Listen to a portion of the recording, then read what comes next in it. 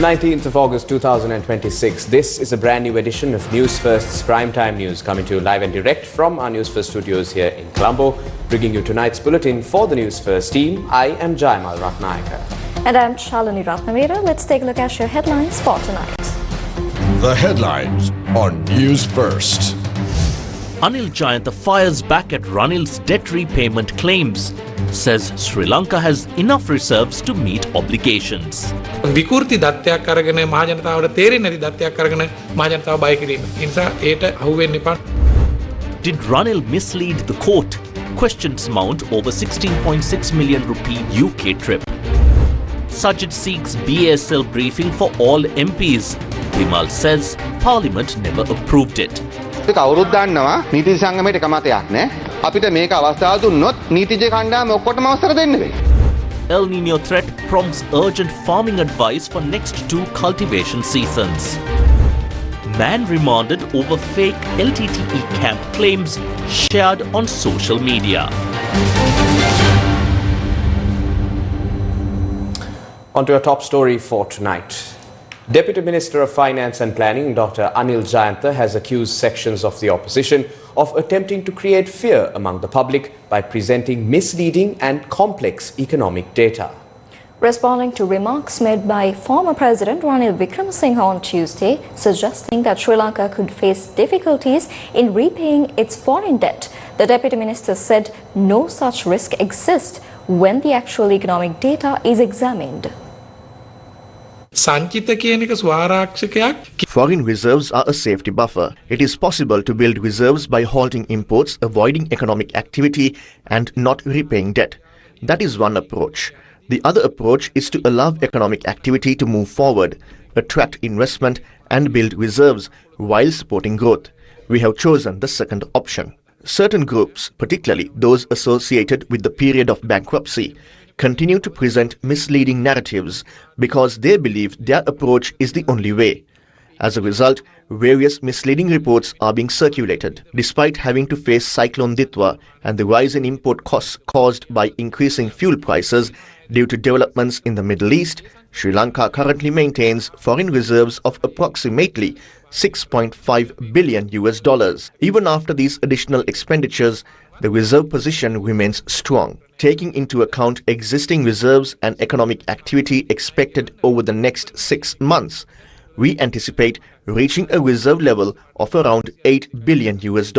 That is more than sufficient to meet debt repayments and support future economic activities. When we examine debt obligations for 2027, 2028 and 2029, the highest repayment requirement is approximately $3.8 billion in 2028. In 2027, it is slightly above $2 billion, and the repayment levels in 2029 and 2030 will be of a similar scale. Therefore, the current reserve position is sufficient to manage both debt repayments and import requirements. To better understand this, we should also look at the balance of payments.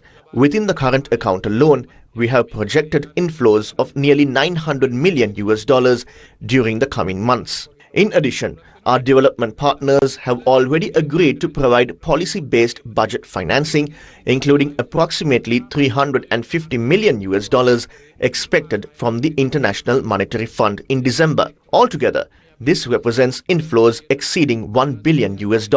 Furthermore, when we consider foreign direct investments expected through the Board of Investment and the Colombo Port City over the next 6 months, we anticipate an additional $1 billion in inflows. When all these elements are taken together, achieving our target of $8 billion in reserves by the end of 2026 is entirely feasible. When we took office, the entire banking system recorded negative net foreign assets. In other words, liabilities exceeded assets. As of June, the banking sector's net foreign assets stood at 1,265 billion rupees, equivalent to approximately $3.8 billion. That itself serves as an additional safety buffer. Therefore, there is absolutely no reason for unnecessary fear. The measures we have taken have strengthened investor confidence and continue to demonstrate positive results. International institutions have acknowledged the progress we have made in improving debt transparency and sharing information with creditors. As a result, the International Institute of Finance has recorded a 6.3-point improvement in Sri Lanka's performance, placing the country fourth among 57 nations for the highest improvement. All of these indicators demonstrate that we are managing the economy responsibly while building reserves and maintaining stability. The data being presented by some parties is technically incorrect and highly misleading. The group in the opposition that was responsible for corruption, fraud and failed policies will never regain power through their record. That is why they are attempting to create fear among the public. They cannot claim that economic growth is weak. They cannot claim that inflation has not been controlled. They cannot claim that public finances are being mismanaged because the data clearly proves otherwise. Instead, they take distorted figures and complicated data that ordinary people may not fully understand and use them to spread fear. My message is simple: do not be misled and do not be deceived by such claims. මහජනතාව බය කිරීම. ඒ නිසා ඒට අහු වෙන්න එපා, නොම කියන්න එපා කියන අදහස තමයි මට. What did Ranil Wickremesinghe say? We managed to negotiate with other countries and postpone debt repayments until 2028. After 2028, however, those debts will have to be repaid. That is the challenge we now face. The expectation is that Sri Lanka should have foreign reserves of around $15 billion, approximately 14.7 billion USD. At present, we have about $6 billion. Therefore, from 2026 to 2028, we need to increase reserves to about $14 billion, meaning we must find roughly another $8 billion. The central bank has stated that reserves will reach $8 billion by the end of this year. Even if we achieve $8 billion, we still need another $6 billion. Where is that going to come from? That is the main issue facing the country today. We have debt repayments of around $2 to $3 billion. In addition, we have agreed to issue another $3 billion in bonds while continuing repayments. Our plan was to issue 2 bond offerings worth $1.5 billion each. How are we going to do this? What happens if we fail? The IMF program is scheduled to conclude by the end of March 2027. What comes next? Will we continue with another IMF arrangement or move forward without one? What is the government's plan? The main issue facing this country is how we are going to repay our debt. It is not about constitutional amendments, extending terms or shortening terms. Our focus should be on this issue. If we cannot repay our debts, we will become bankrupt once again. The question is, where are we going to find the money?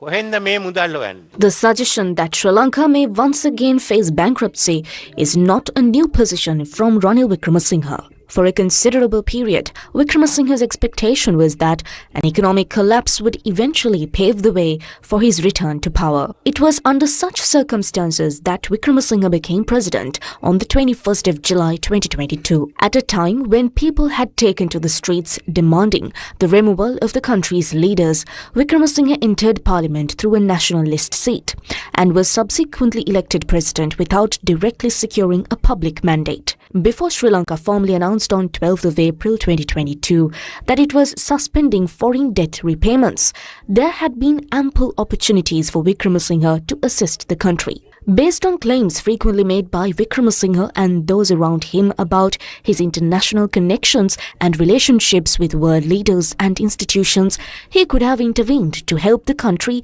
and its people avoid economic collapse. Several individuals concerned about the country's future directly appealed to Wickremesinghe to assist Sri Lanka before the economic crisis deepened. They claim that his response at the time was, and I quote, "Let it fall a little more," end quote. Evidence exists to substantiate those remarks. What then did Ranil Wickremesinghe do after assuming power following the country's economic collapse?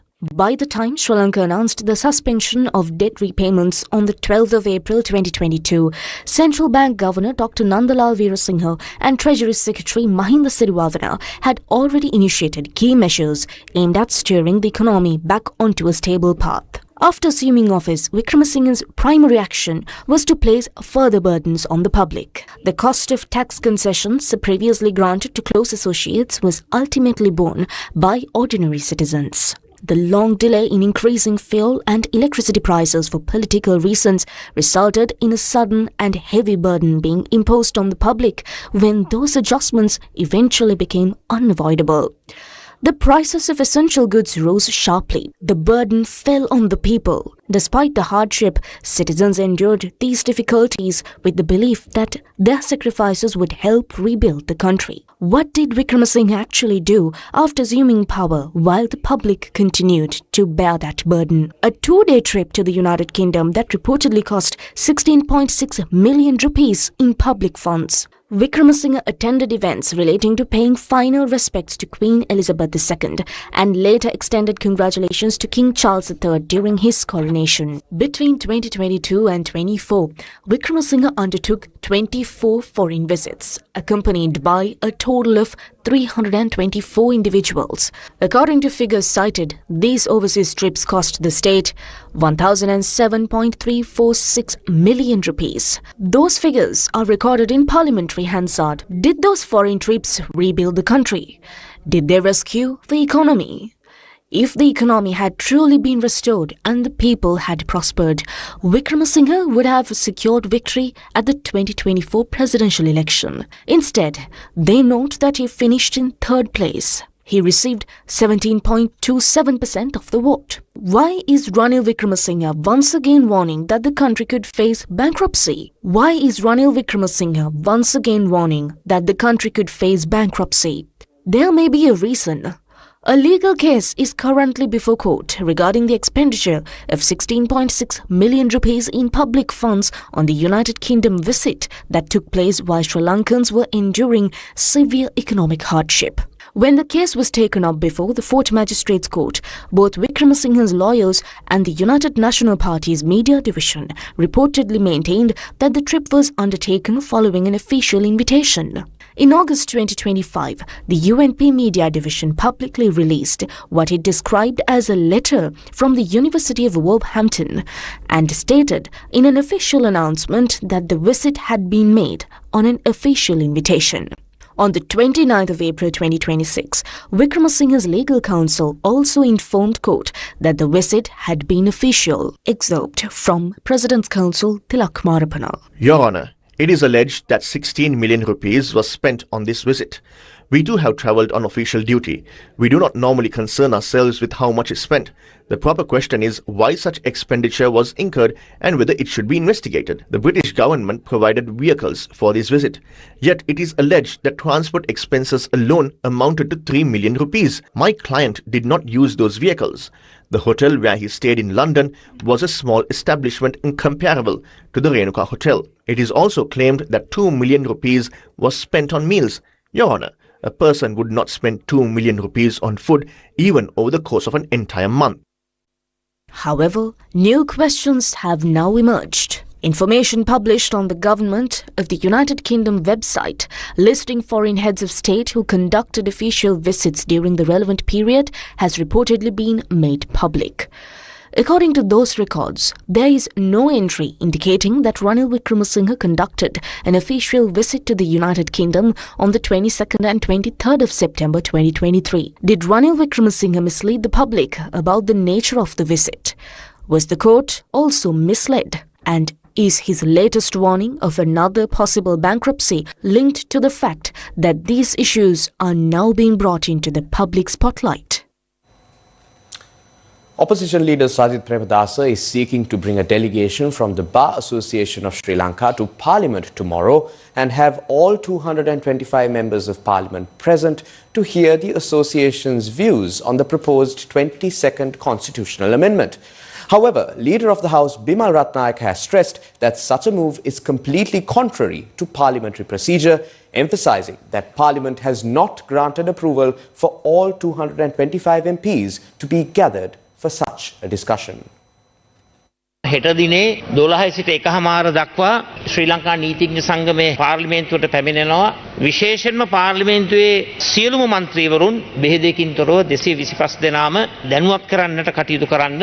ඒ නිසා මම මේක අවස්ථාවක් කරගන්නවා පාර්ලිමේන්තු මන්ත්‍රීවරු 225 දෙනාටම එයට සහභාගී වෙන්න කියලා.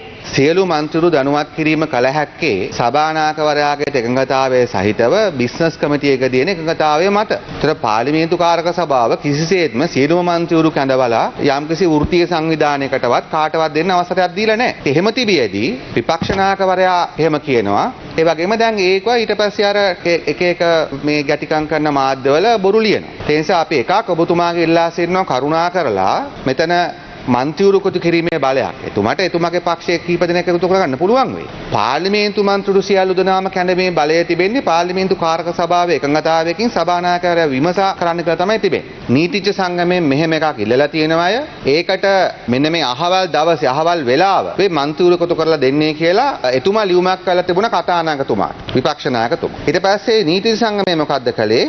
අගෝස්තු 4 වෙනිදා. මම ඒක මේ පස්සේ print එක දෙන්නම් මෙතන හැන්සාඩ් එකේ මේ public knowledge ඒගොල්ලන් මොකද්ද කළේ ප්‍රතික්ෂේප කළා මේ නීතිඥ සංගමය කියලා කියන්නේ දේශපාලන පක්ෂගත කොළුවක් නෙමෙයි නීතිඥ සංගමය අවබෝධයෙන් තොරව කොහොමද විපක්ෂ නායකතුමා මේ වෙලාවල් දෙන්නේ කියලා. අපි කවුරුත් දන්නවා නීතිඥ සංගමයට එක මතයක් නැහැ. ඒකේ විවිධ නීතිඥයෝ විස්තර දරනවා මේ ප්‍රශ්නේදී. අපිට මේක අවස්ථාව දුන්නොත් නීතිඥ කණ්ඩායම ඔක්කොටම අවසර දෙන්න වෙයි. එහෙම එකක් නැහැ. එහෙම කරන්න බෑනේ. ශ්‍රී ලංකා නීතිඥ සංගමෙන් ඒගොල්ලෝ ප්‍රතික්ෂේප කරේ නැහැ. ඒගොල්ලෝ කිව්වා මේක හොඳ අදහසක් කියලා. හැබැයි අපි කියපු දිනේ උචිත නැහැ කියන එක තමයි එතුමා මේ ලිපියෙන් කියන්නේ. මං ඒ ලිපියත් හැන්සාත්ගත කරනවා සභාගත කරනවා. ඒ වගේම මම නැවත ලියනවා නීතිඥ සංගමේ සභාපතිතුමාට නැවතත් වරක් ඉල්ලීමක් කරනවා හෙට දිනය දක්වලා හෙට දිනේ හරි ඇවිල්ලා මේ අපිට මේ කරුණු කාරණා පිළිබඳව දැනුවත් කිරීමක් කරන්න 225 දෙනාටම ඒකට ප්‍රතිචාරයක් හැටියට එතුමා උත්තරයක් එවනවා එතුමා සූදානම් කියලා. නීතිඥ සංගමයටත් අපි බොහොම ගරුත්වයෙන් මතක් කර දෙන්නට කැමතියි. මේ පාර්ලිමේන්තුව තුළ මේ වන විට ආණ්ඩු පක්ෂයේ සහ විපක්ෂයේ කිසිදු එකඟතාවයක් නැහැ. නීතිඥ සංගමයේ සමග කිසිදු සම්මන්ත්‍රණයක් හෝ සාකච්ඡාවක් කිරීමට. ඒක නිසා එතුමන්ලා මේ 2026 අගෝස්තු 4 වෙනි ලිපියේ දක්වා ඇති ස්ථාවරයේම එතුමන්ලා අදත් ඉන්නවා ඇති කියලා අපි බලාපොරොත්තු වෙනවා. පසුගිය මාස කිහිපය තුළම මම හිතන්නේ නීතිඥ සංගමයේ සභාපතිතුමා ඇතුළු අනිකුත් නීතිඥවරුන් විශේෂයෙන් මාධ්‍ය තුළ මේ සම්බන්ධයෙන් අදහස් පළ කරලා තියෙනවා. ඒ සම්බන්ධයෙන් ඔවුන්ගේ අදහස වරින් වර ප්‍රකාශ කරලා තියෙනවා. මාධ්‍ය නිවේදන දාලා තියෙනවා. ඒකින්ද අපි ඒ ගැන දැනුවත්. Weather first.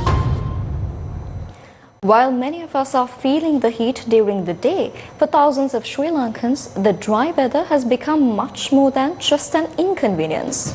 Water shortages are now affecting tens of thousands of people across several districts, prompting authorities to step up relief efforts. Krishan Devasagayam joins us for more. Krishan?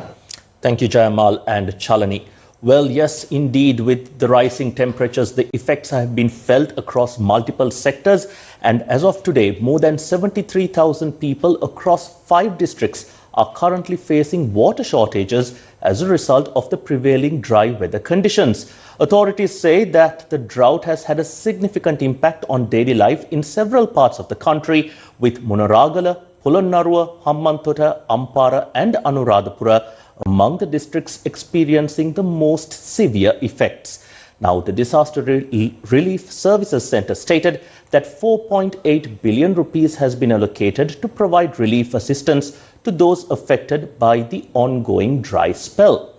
Meanwhile, the Department of Meteorology has also warned that the heat felt by the human body could reach levels requiring special attention in certain areas of the eastern and north central provinces, as well as parts of Jaffna, Kilinochchi, Vaunia, Mullaitivu and Munaragala during daytime hours.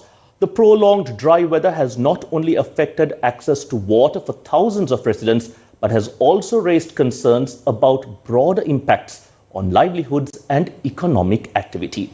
Meanwhile, attention is increasingly turning to the potential consequences for the country's agricultural sector as authorities assess the effects of the drought on cultivation and food production.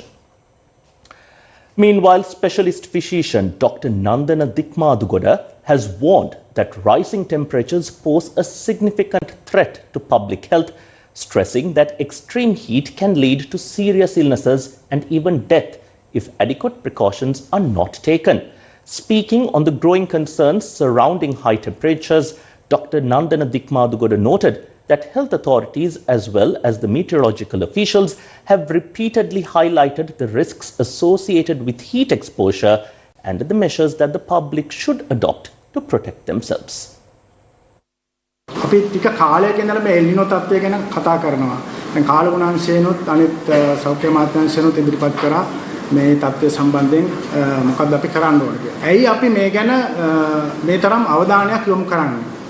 ඔබ දන්නවා මිනිස්සු එහෙම නැත්නම් මනුෂ්‍යයන් කියන්නේ අචලතාපී. අචලතාපී ඒ කියන්නේ අපේ ශරීරයේ තියෙන උෂ්ණත්වය සාමාන්‍යයෙන් 36 ගණනක් ඇතුළත කුඩා පරාසයක පාලනය කරන්න පුළුවන්.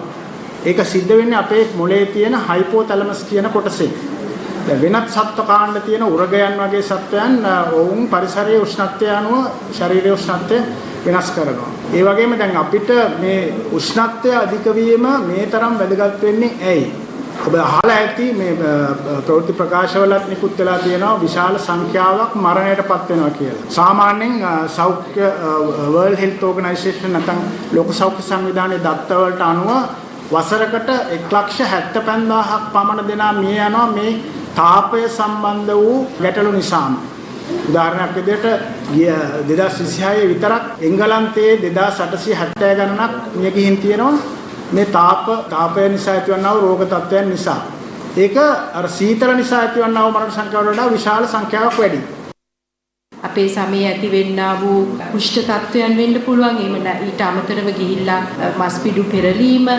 Exposure to excessive heat can cause a range of health problems including skin rashes. In addition, muscle cramps may occur along with dizziness and fainting. In severe cases, prolonged exposure to high temperatures can even lead to death, particularly due to a condition known as heat stroke. What we must do is understand the situation and be prepared for it.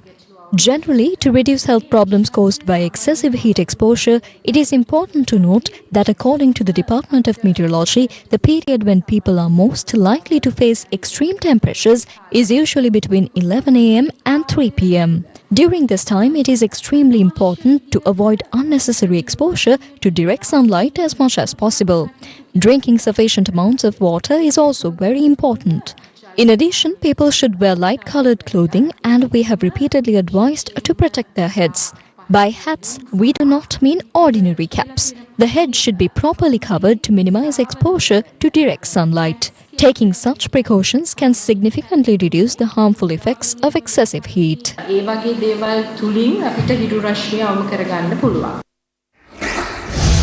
The Department of Agriculture says the prevailing dry weather conditions have resulted in an estimated 2% crop loss during the current yalla cultivation season. Additional Director General of the Department of Agriculture, G.G.V. Shyamali, said the ongoing El Niño phenomenon is expected to affect not only the upcoming Maha season but also the 2027 Yalla cultivation season. International meteorological agencies have forecast that the current El Niño event could be one of the strongest on record, while Sri Lanka's Department of Meteorology has indicated that it could be the most powerful El Niño phenomenon experienced in the country in the past 75 years. Although El Niño affects different countries through either droughts or excessive rainfall, Sri Lanka has traditionally experienced a mixed impact from the climate phenomenon. The Department of Agriculture said forecasts indicate above normal rainfall during October, November and December, while reduced rainfall is expected during January, February and March. In anticipation of these weather patterns, the department has recommended that the upcoming Maha cultivation season be commenced approximately 2 weeks earlier than usual. As the Department of Agriculture, we recommend that farmers begin land preparation for the next Maha season as soon as the rains commence. Land preparation should be completed in a manner that enables cultivation to be finished by around October 15th. By preparing land alongside the onset of rainfall, we can conserve water currently stored in our reservoirs. If we are able to preserve water in the reservoirs, it will be beneficial for the 2027 Yalla season. We expect lower rainfall during January, February and March, and therefore it is important to conserve water for the next cultivation season. If cultivation begins by at least the second week of October, harvesting can be completed around January before the drier conditions intensify. In addition, if heavy rainfall occurs in November and crops are already about a month old, the potential damage to cultivation will be significantly lower. The Department of Agriculture has also recommended that farmers adopt short-duration paddy varieties in preparation for potential dry weather conditions during the first quarter of 2027. For the yellow season, it is important to cultivate short-duration paddy varieties. During this Maha season, farmers should cultivate these short-duration varieties and retain a sufficient quantity as seed paddy. Farmers should select well-maintained fields that are free from weeds and unwanted plants. By short-duration varieties, we mean paddy types that mature within approximately 2.5, 3 or 3.5 months. If these are preserved as seed paddy, they can be utilized during the upcoming yellow season. The department is also encouraging farmers to cultivate supplementary crops that are more resilient to dry weather conditions, including black gram, green gram, cowpea and finger millet. Even during this Maha season, farmers who have fields where water supply is difficult should consider allocating a section of their land for supplementary food crops. This would reduce water consumption while also supporting the cultivation of essential food crops that are important to the country. The Ministry of Plantation Industries has urged growers to avoid replanting unless a reliable water source is available. The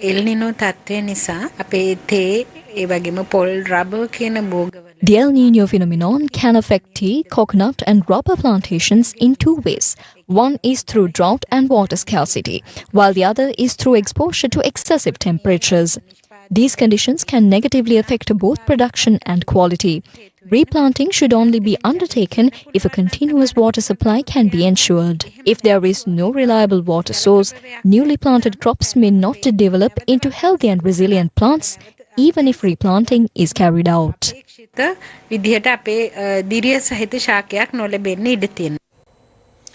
Now, the impact of this El Niño phenomenon and the extreme weather that follows it has been felt not only in Sri Lanka but across many parts of the world as well. Now, while its impact directly affects certain livelihoods and economic activities, the effects of the El Niño phenomenon has also taken a toll on sports persons. Now, footballers in South Korea have raised alarm over extreme heat as players reported dizziness and blackouts during competitions. South Korean professional footballers urged stronger protections against extreme heat after a survey by the Korea Pro Footballers Association showed many players hit by dehydration, dizziness and temporary lapses in consciousness during competition. It found 86.2% of respondents suffered significant physical strain while playing in the heat among 536 players from the K-League and WK League surveyed during a summer when pitch temperatures exceeded 40 degrees Celsius. Nearly two-thirds or 64.7% complained of dizziness during matches or training, while 56.6% had severe dehydration, with 13% having lapses in consciousness. The union called on the Korea Football Association or the KFA, K-League and WK League to introduce mandatory heat protocols, saying the current safeguards do not sufficiently protect players. Almost half the respondents said they were dissatisfied with the current cooling break system that usually gives players a break of just over 3 minutes once temperatures reach a specified threshold. While footballers in South Korea are facing extreme heat, over in Thailand, heavy downpours triggered flash floods, river overflows and landslides across several districts of the northern Thai province of Nan, rendering multiple roads and bridges impassable and inundating homes as well.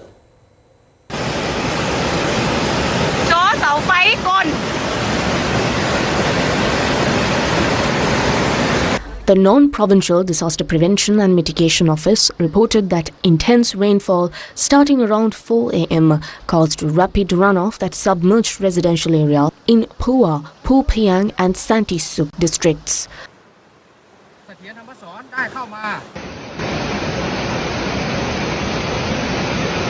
Local authorities dispatched emergency crews to evacuate residents and perform initial damage assessments after a cell broadcast alert was issued at 6:18 a.m., urging villagers in flood risk areas to move their belongings to higher ground immediately and contact village headmen for evacuation support.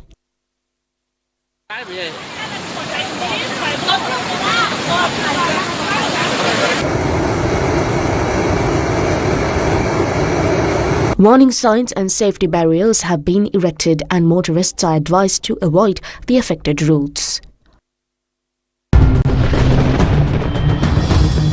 Weather first.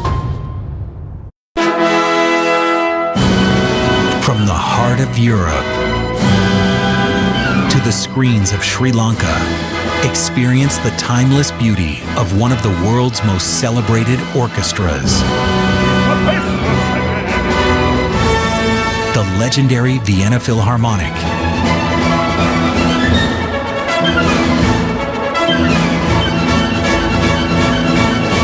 This Saturday at 10:30 p.m. and Sunday at 1:30 p.m. only on TV1.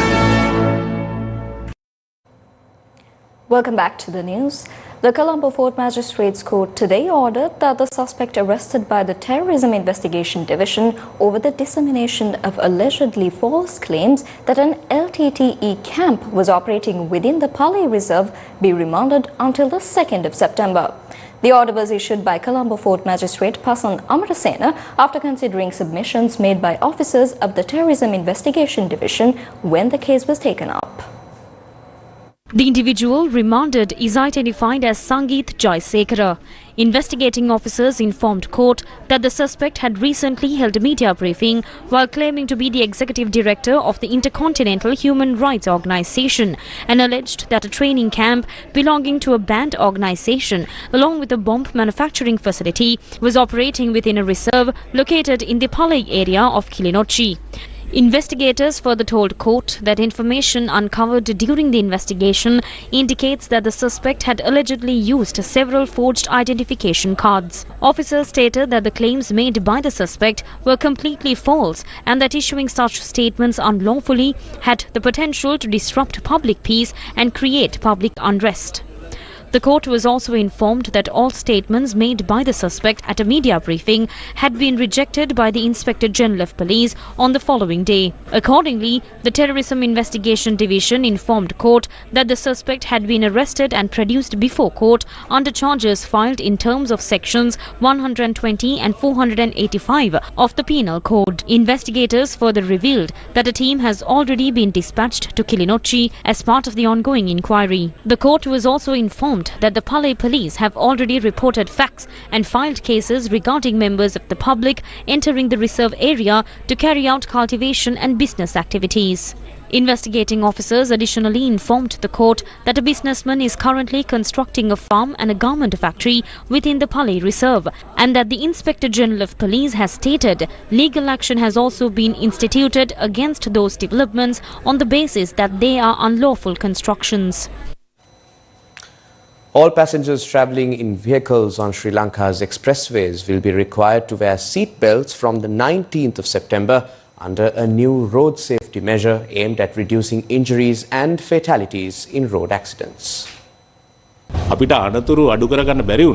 if we are unable to completely prevent road accidents, the use of seat belts can reduce fatalities and the severity of injuries resulting from accidents by much as 50%. This measure is particularly important on expressways. Expressways are designed for high-speed travel, and when an accident occurs at speeds of around 100 kilometers per hour, the impact can be extremely severe. The potential for loss of life is significantly greater. That is why we are beginning this initiative with expressways. We provided a grace period of approximately 1 year for vehicle owners to install seat belts if their vehicles were not already equipped with them. That 1 year period will come to an end on September 19th. From September 19 onwards, seat belt use will be mandatory for all drivers and passengers traveling on expressways. All occupants, including the driver and every passenger, must wear seat belts. Vehicles whose occupants are not wearing seat belts will not be permitted to enter the expressway.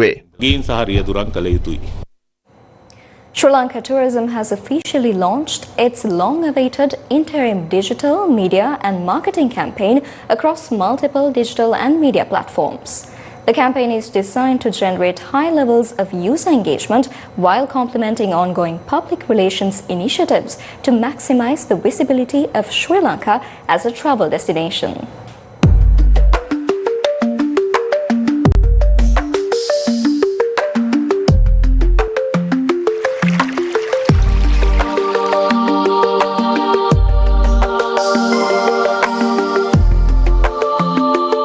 Sri Lanka Tourism has officially launched its long-awaited interim digital, media and marketing campaign across multiple digital and media platforms.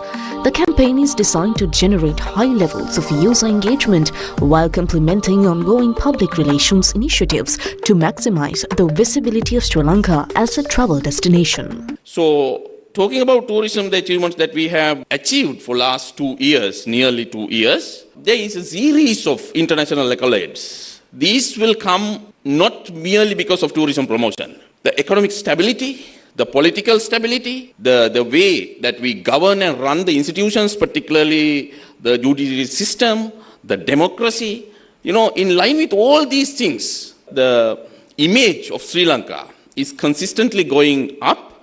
And many of these indices recognizing Sri Lanka is a place that a tourist can come and spend leisurely. So Sri Lanka is now ready for that age, and we are launching this PR and digital campaign with targeting the Australian market today, and we will also launch parallel to the WTM and German, Russia, India, China, targeting all these countries. The interim campaign will run for 6 months. And by that 6 months, we will start the wider global campaign. And that will run, initially we have planned for 2 years, targeting about 5 billion rupees. And we will extend that. Continuously we have to do this. According to Sri Lanka Tourism, the initiative aims to reposition and promote the country's tourism brand in strategic source markets while building stronger destination awareness and improving brand recall among international audiences. Last year we ended up with the largest numbers of tourism, that is 2.36 million tourists. And this year, with the particular campaign and all other aspects, because we have been surpassed 1.4 million plus right now, in the beginning of August itself.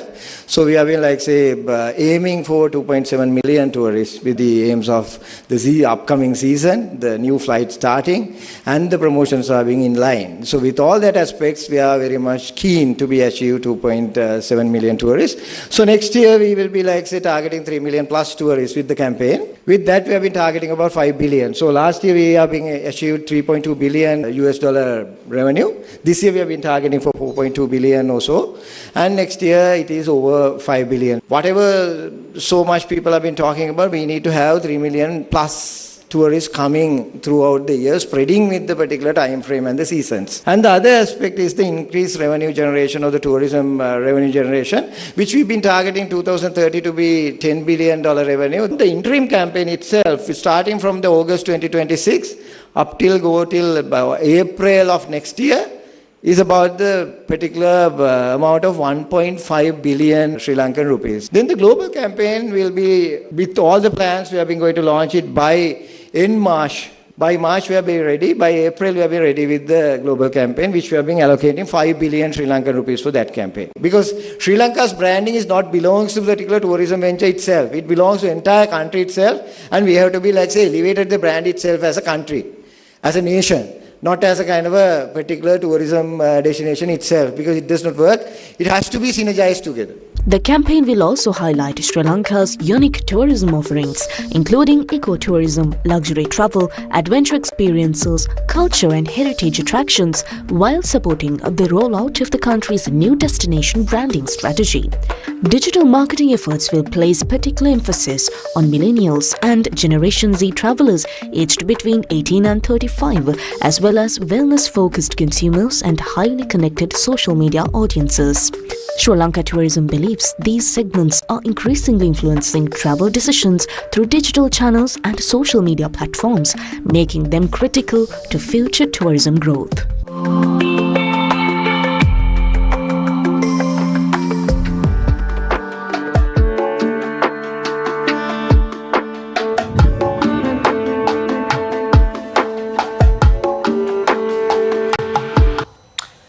The streets of Kandy are once again awash with colour, tradition and devotion as thousands gather to witness one of Sri Lanka's most treasured cultural spectacles.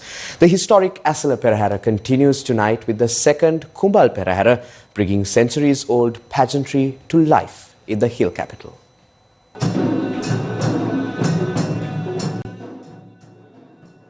The second Kumbal Perahera of the historic Asala Perahera festival of the Temple of the Tooth is currently making its way through the streets of Kandy, drawing large crowds of devotees and spectators eager to witness one of Sri Lanka's most treasured cultural and religious traditions.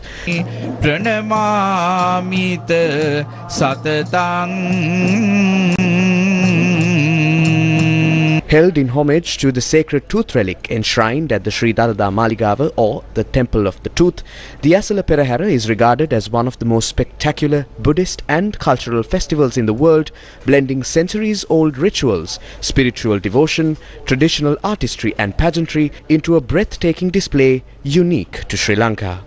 The annual procession transforms the hill capital into a vibrant showcase of culture and heritage, featuring traditional dancers, drummers, flag bearers and other ceremonial performers who preserve customs that have been passed down through generations.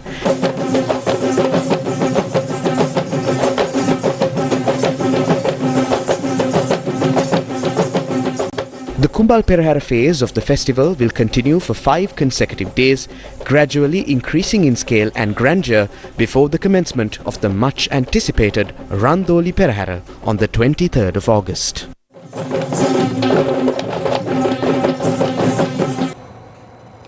$400 million in financial assistance from the Asian Development Bank through 2 separate $200 million funding agreements aimed at accelerating economic reforms, strengthening trade and investment, and supporting reconstruction efforts in areas affected by Cyclone Ditwa. The first agreement will finance the Trade, Investment and Industry Development Programme, Sub-Programme 1, which is aligned with Sri Lanka's National Policy Framework 2025 and the country's major public investment priorities for 2026-2028. The programme is designed to support economic reforms, attract investment, promote industrial development and strengthen Sri Lanka's long-term economic resilience. In a separate agreement, Sri Lanka secured another $200 million for the post-Cyclone Ditwa reconstruction and livelihood support project, which will be implemented from 2026 to 2030. The project is aimed at rebuilding infrastructure damaged by the cyclone, restoring livelihoods and improving climate resilience in affected areas. The funding will support the rehabilitation and reconstruction of damaged road networks, the restoration of irrigation systems, agricultural livelihood assistance for affected families, and housing restoration grants for households impacted by the disaster. Both loan agreements were signed on the 18th of August 2026 at the Treasury in Colombo by Dr. Harshana Surya Peruma, Secretary to the Ministry of Finance, Planning and Economic Development, on behalf of the Government of Sri Lanka, and Shannon Cowlin, Country Director of the ADB Sri Lanka Resident Division, on behalf of the Asian Development Bank. Vietjet has officially launched direct flights between Vietnam and Sri Lanka, marking a major milestone in connectivity between the two countries and opening new opportunities for tourism, trade and business travel. The Ministry of Ports and Civil Aviation announced the arrival of a Vietjet Airlines inaugural flight from Ho Chi Minh City at Bandar Naik International Airport last night, further strengthening bilateral relations between Sri Lanka and Vietnam. The arrival of the first Vietjet flight was marked with a ceremonial water cannon salute organized by Airport and Aviation Services Private Limited, while Sri Lanka Tourism welcomed passengers with a vibrant traditional canteen dance performance showcasing the country's rich cultural heritage.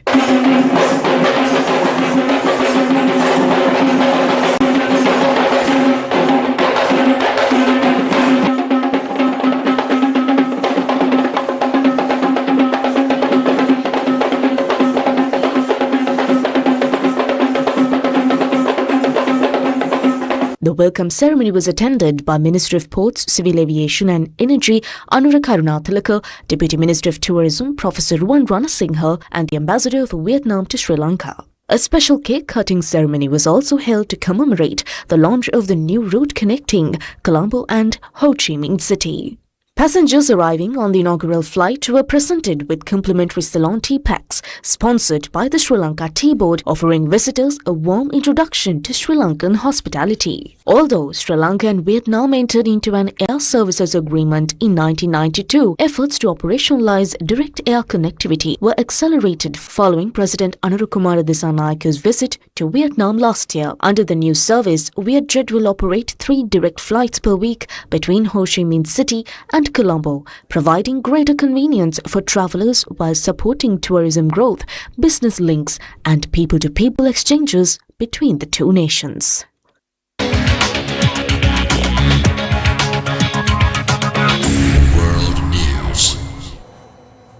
The International Criminal Court has lashed out at the United States after the Trump administration added its chief and one of its senior lawyers to a list of sanctioned individuals, calling the move, quote-unquote, a flagrant attack on the country's independence.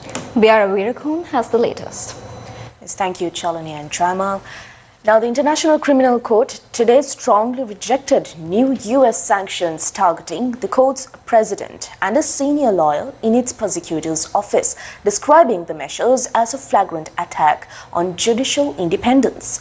Earlier today, U.S. Secretary of State Marco Rubio has announced sanctions against the president and a senior lawyer of the International Criminal Court. The move is the Trump administration's latest escalation in its campaign to dismantle the court, which is empowered by more than 120 member countries to investigate war crimes. U.S. Secretary of State Marco Rubio said the U.S. was sanctioning ICC President Tomoko Akane of Japan and ICC senior trial lawyer Abdoulaye Seye of Senegal for engaging in the ICC's efforts to quote-unquote prosecute officials whose government has not consented to ICC jurisdiction. The ICC condemned the move, saying in a statement that the measures undermine the rule of law. The ICC said, quote, when judicial actors are threatened for applying the law, it is the international legal order itself that is placed at risk, end quote. Rubio accused the court of being, quote, a corrupt and fatally politicized supranational court that has maliciously abused its authority and exceeded its mandate, and we will not tolerate its assault on state sovereignty, end quote. Neither U.S. President Donald Trump nor the White House has so far commented. The Trump administration has already announced sanctions on at least 11 ICC officials, including 9 judges and the chief prosecutor. The sanctions include asset freezes, travel bans, and restrictions on services from U.S. companies. Those sanctions were issued in retaliation for ICC's investigations into U.S. personnel in Afghanistan and for warrants the court issued against top Israeli officials, including Prime Minister Benjamin Netanyahu, for alleged war crimes in Gaza. The ICC, which was established in 2002, has international jurisdiction to prosecute genocide, crimes against humanity, and war crimes in member states or if a situation is referred by the UN Security Council.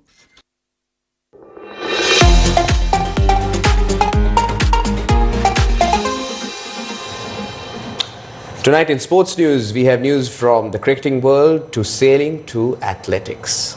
Let's now cross over to Biara for more of the details. Yes, thank you once again. Now in your sports news, India drew first blood in the Test series with a commanding performance in goal, overcoming spirited resistance from Sri Lanka to secure a 165-run victory. While Sonal Dinusha emerged as the home side's standout performer, India's batting strength and spin attack proved too strong as the visitors claimed a 1-0 lead. India secured a commanding 165-run victory over Sri Lanka in the opening test of the series at the Galle International Stadium, taking a 1-0 lead after a dominant all-round performance across 4 days. After being put under pressure by India's first innings total of 462, built around a superb 167-run knock by Devdutt Padikkal, Sri Lanka replied with 284 runs.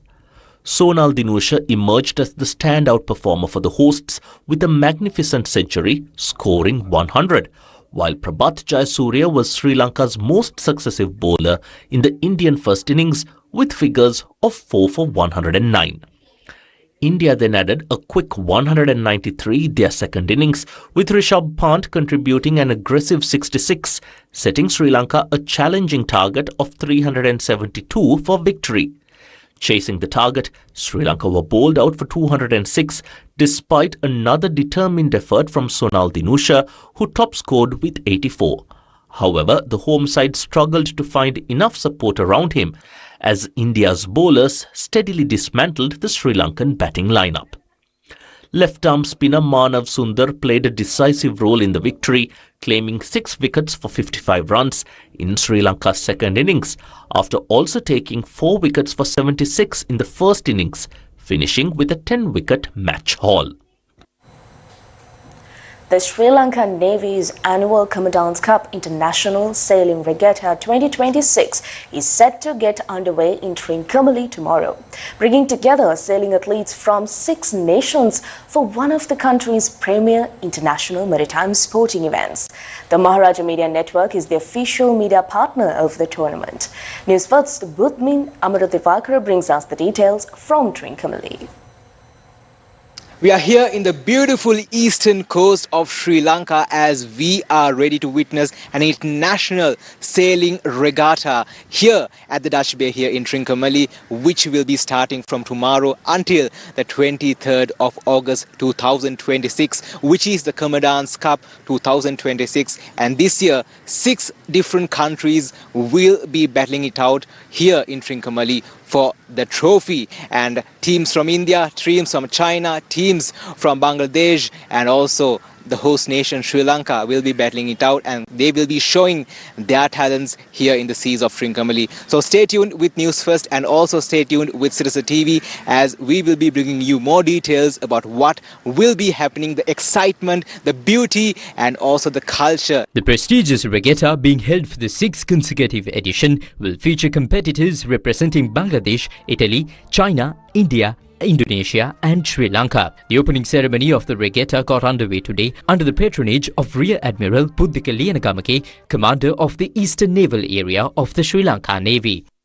This regatta is not only a platform to showcase sailing talent, but also promotes teamwork, perseverance, resilience and sportsmanship. As we commence the event, I encourage all participants to complete with mutual respect and in the true spirit of sportsmanship. Let this regatta be a celebration of skill, unity and excellence, while creating lasting friendships and strengthening international camaraderie. The 3-day competition will begin tomorrow and continue through the weekend, with sailors from across Asia and Europe competing for honours in the Commandant's Cup 2026. The Maharaja Media Network will serve as the official media partner of the regatta. And that's a wrap of Primetime News for tonight. Thank you for watching. Good night.